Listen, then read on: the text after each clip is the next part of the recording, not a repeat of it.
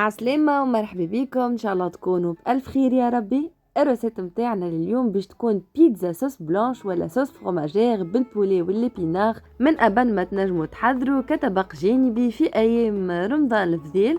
باش نعطيكم أسرار نجاح الكل. باش نحضر معكم الصوص فروماجير، نطيبوا البولي متاعنا زايدة، والعجينة بتبيعها كيما تراو تكون روعة هشوشة وطرية. يلا نمشيو مع بعضنا ونشوفوا كيفاش نحضروها.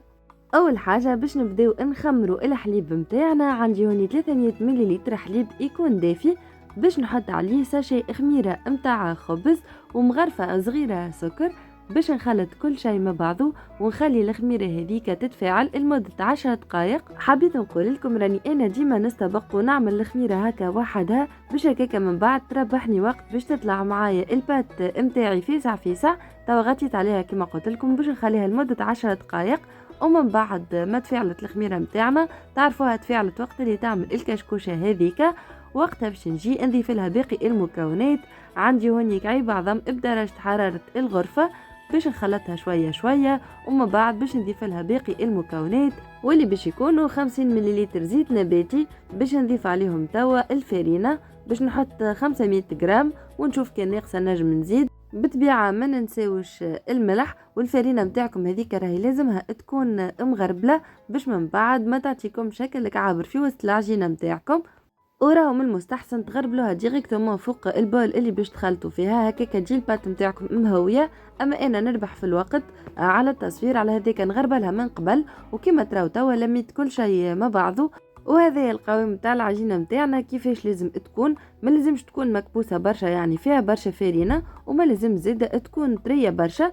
وباش نتعدى توا فوق البلان دو طرافاي اللي رشيت عليه شويه فارينه، نعمل لها عجنه باهيه لمده 10 دقائق، حتى لين نحسوا العجينه نتاعنا هذيك ابيضت وترخفت معنا شويه. هكاك العجينه نتاعنا تكون حاضره. تعدي توا في بول دهنته بشويه زيت وجبت العجينه نتاعي، وهذا القوام نتاعها كيفاش لازم يكون.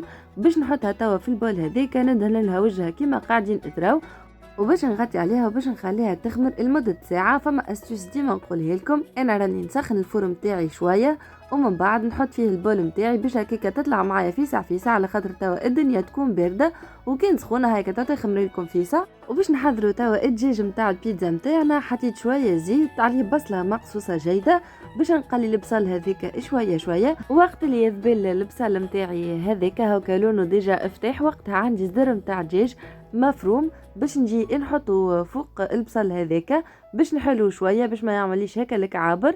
وقت اللي البلون دو بولي متاعنا بدا يسيب شويه في الماء متاعو، باش نجي توا نفوحو بملح، ثوم شايح، زنجبيل شايح، وشويه بالكل فلفل اكحل. ما نكثروش هوني لفحات على خاطر من بعد باش نضيفوا مكونات اخرين في البيتزا متاعنا. قليت توا الاسكالوب نتاعي شويه مع البصل هذيك، ومن بعد باش نجي نضيف له سبناخ جبته من الكونجيلاتور. من المستحسن تستعملوا سبناخ يكون فريشك.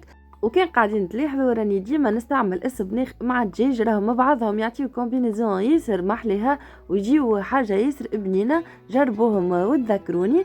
وتوا باش نحل السبناخ هذاك مع الدجاج متاعي، من بعد باش نغطي عليهم ونخلي السبناخ هذاك يسيب الماء متاعو، وفي الماء هذاك باش يكمل يطيب لنا الدجاج متاعنا.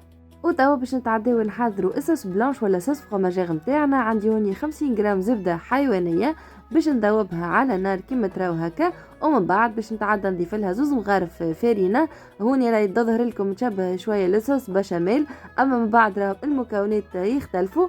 باش نفوحها ملح وفلفل اكحل، وباش نقعد نطيب الفرينه متاعي هذيك. وقت اللي تبدا تكشكش هكا شويه، باش نكمل نضيف لها نص كيس نتاع حليب يجي بالضبط 100 ملل، ونقعد نحركهم بالشكل هذايا كيف لنفس السبب. نحب نطيب الفرينه هذيك ما لازمش تقعد نيه. وقت اللي يبداو يتلموا معنا هكا ويعملوا هكا التكتلات، وقتها باش نجي نضيف لها باقي المكونات. عندي هوني حكه كريم فريش، وباش نقعد نحرك الكريم فريش هذيك ونحاول ندخلها مع باقي المكونات حتى لوين يتمزج كل شيء مع بعضه. من بعد باش نتعدى نضيف لها الجبونات اللي عندي زوز تابع جبن تريونجل، 50 غرام شيدار، 50 غرام موتزاريلا، و50 غرام فروماج اليمونتال. وبالنسبه للجبونات راهو تنجموا تستعملوا اي نوع انتم ما تحبوا عليه. انا هوني حبيت نخلط باش هكا من بعد تجيني الجو تشبه شويه للبيتزا كات فروماج، والحقيقه راه تجي ياسر بنينه بالكومبينيزون تاع لي فروماج هذوما مع بعضهم. كنت ساعات نحط لها غرويير اما نحسها تجي قويه برشا، وهاوكا من بعد ما خلطت كل شيء مع بعضه تحصلت على القوام هذا. وراو لازمها تكون ثقيله هكا باش من بعد تركح لنا فوق البيتزا نتاعنا. الصوص هذيا راني نستعملها في عديد الاطباق والمملحات وراهي تجي بنينه برشا وتعطي اضافه. وكان تحبوا ترافقوها مع دي فريت ولا مع سناكس راو تنجموا في بلاصه الكريم فريش تحطوا كريم ليكيد باش هكاك تجيكم سايله اكثر.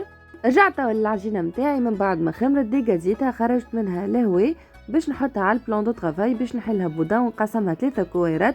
على فكره العجينه هذيا راني حضرت معاكم بها بيتزا في الايامات اللي فاتوا، وقتها حضرت بها كعيبتين بيتزا نيبتون والكعبوره الاخرانيه نتاع العجينه باش نحضر بها معاكم توا البيتزا هذيا. حبيت نقول لكم زيد راهو تنجموا العجينه لو كان مش باش تستعملوها الكل تنجموا تخليو منها في وسط الفريجيدير تحطوها في ساشي وتجبدوها بعد نهار ولا زوز ماكسيموم، راهي تصبر ما يصير لها حتى شيء، بالعكس راهي تزيد تخمر في وسط الفريجيدير ومن بعد تجيكم البات ياسر مزيانه ومهويه. وكيما ريتو حليت توا الكعبوره نتاع العجينه نتاعي حطيتها في وسط الطبق وباش نتعدى نضربها هكا شويه بالفرشيطه، مش كيما البيتزا الصوص طوماط راهو هذيك ما نضربوهاش على خاطر صوص طوماط ديجا فيها الماء هكاك العجينه نتاعنا ماهيش باش تتنفخ، اما هذيا راهي تنجم تتنفخ معانا شويه، على هذاك لازمنا نعملوا لها ضربات هكاك بالفرشيطه.